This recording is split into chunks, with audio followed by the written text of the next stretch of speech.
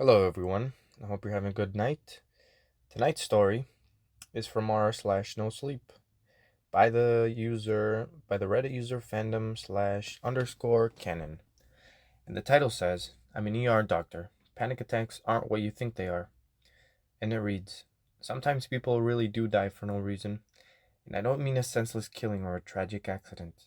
I mean that sometimes the human body shuts down for reasons beyond our current medical knowledge.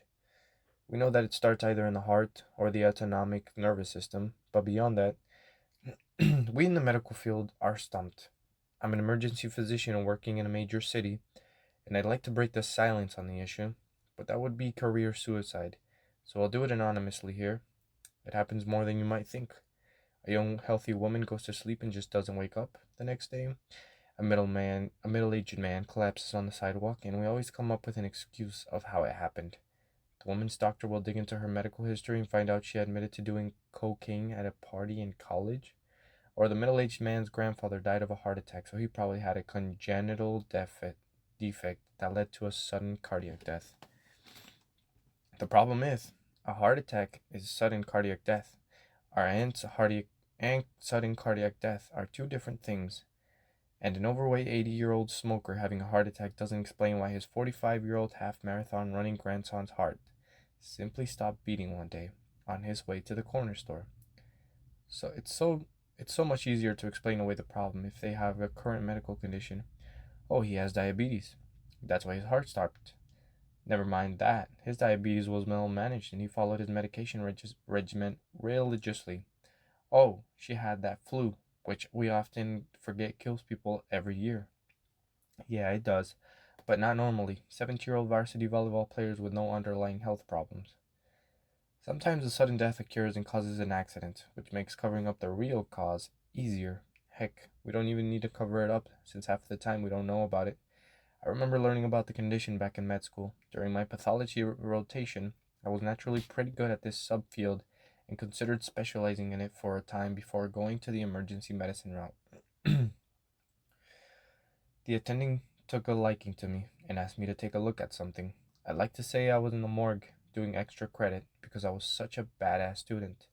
But honestly, if memory serves, I was practicing rectal exams on my cadaver because I hated them and didn't want to freak out in front of class again.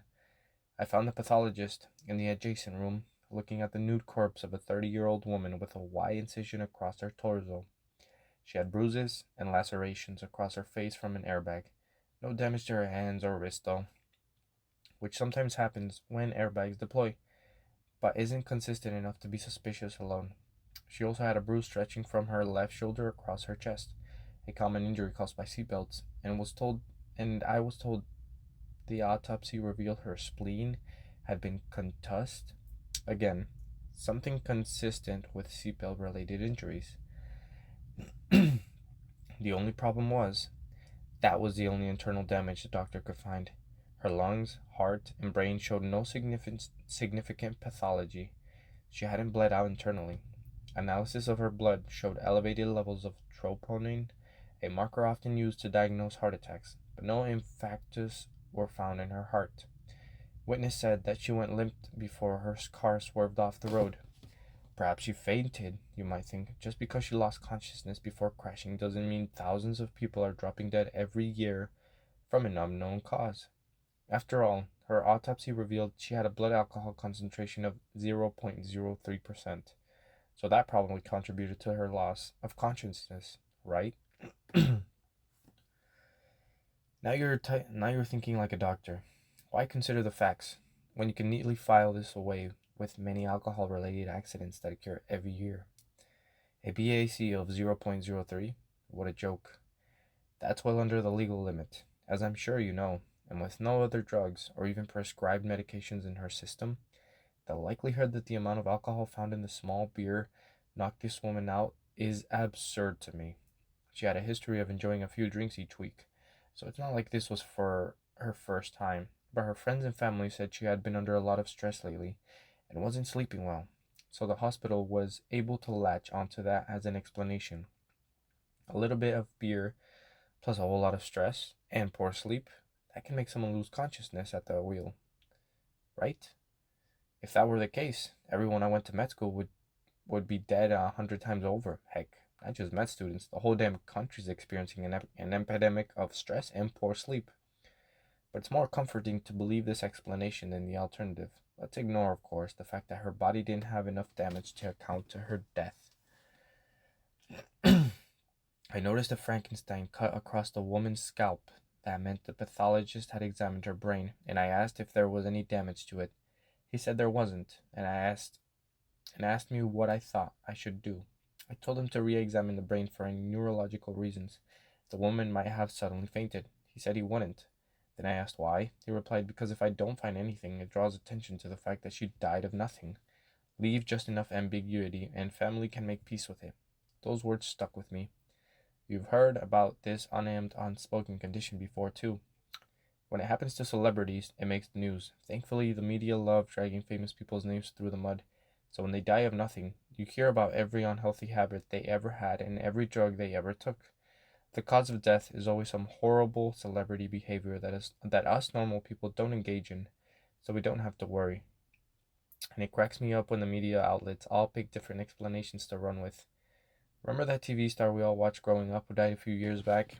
He had engaged in some rigorous physical activity beforehand, so that must have contributed to his heart failure. Except people with weak hearts usually don't do rigorous activities. They follow a pretty clear and predictable decline in physical ability before dying. And people who get heart attacks usually get them during the activity, not after. Oh, it can happen, but generally speaking, if a bit of plaque is going to break off and block an artery, it's going to do it when your heart rate spikes rapidly, not when it's coming down. I also heard it was the activity combined with the overheating from his hot tub.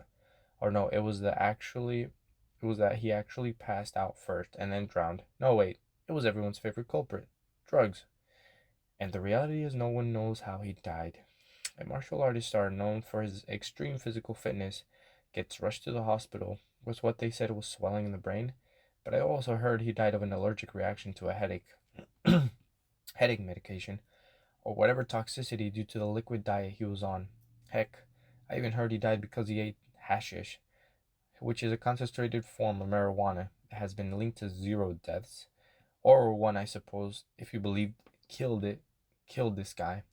What we do know about this condition is that it often causes senses of dread before setting in.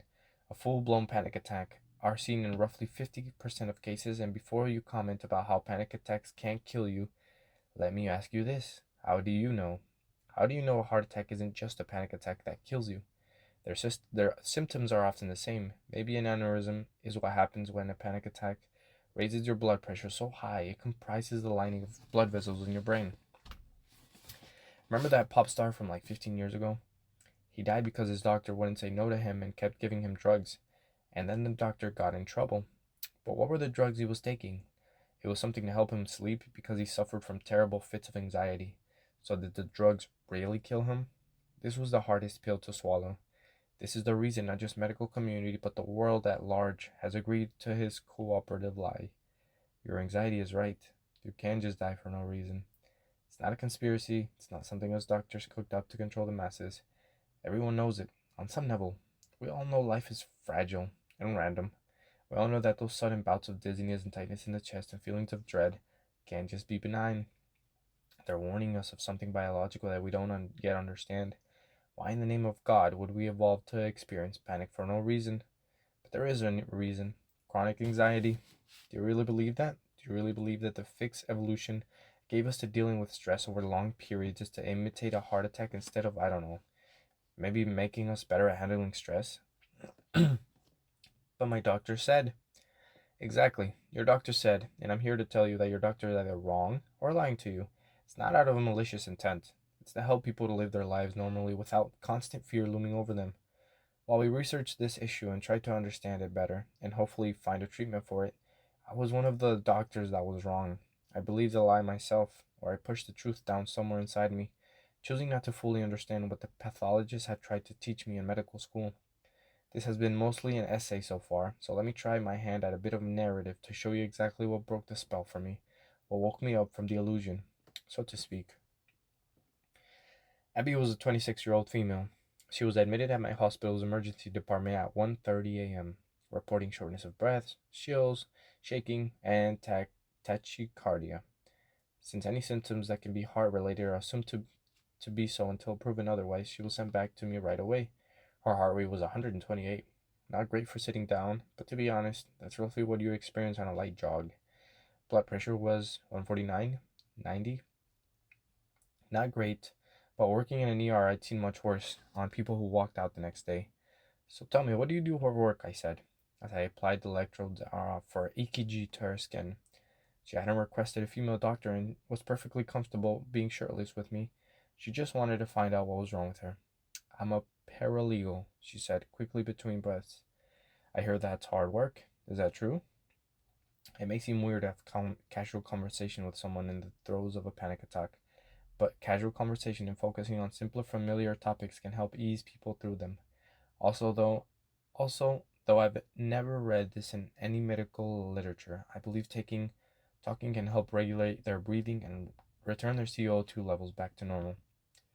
It can be, but I like it. She laughed. Probably the cognitive dissonance of making a positive statement while feeling so terrible. It was a good to release a little tension. I smiled at her and applied a last pad. I turned on the machine and it began spewing out a paper right out of spikes and throughs telling me all about the state of Abby's heart. I said, all right, I'm going to make sure your heart is looking. There. Yep. I don't see anything here that really concerns me. In fact, your heart is pretty strong. This is what I would expect to see in someone around 18 years old. Well, no, because their heart still has a little developing to go, but this is peak performance here. Are you an athlete? I like to run, she said, with each passing second, her breaths became farther apart. That'll do it. I've always wanted to run a marathon, and I think I could physically, but it's time and commitment. I don't think I could fit the training into my schedule. I never do anything like that. I just do a few miles every day or two. Her voice sounded tired now, almost drunk. That happens sometimes to people when they come down from panic, and adrenaline goes but leaves the endorphins to make the person feel high. I glanced at the pulse oximeter on her finger, about to stop. The EKG, when I noticed her heart rate, was now 60. That can't be right. I grabbed her wrist, and in 15 seconds it took me to check her pulse, and her heart rate had dropped to 40. I called for a nurse and glanced at the readout from the EKG and saw that it had changed from one belonging to a younger runner to that one that would be a good candidate for a pacemaker. Hey, Abby, did you take anything before arriving at the hospital for your anxiety? Your heart rate's a little low, so I'm going to give you medication too. I read HR 30 on her pulse. Dear God. I don't remember if I said it out loud or I thought it. I hope I only thought it. But I don't know if I would have changed anything. She already knew something was wrong. Her eyes widened and she reached for my hand. Her heart rate shot back up to 60 briefly as she struggled to keep her head up before falling back onto the examination table.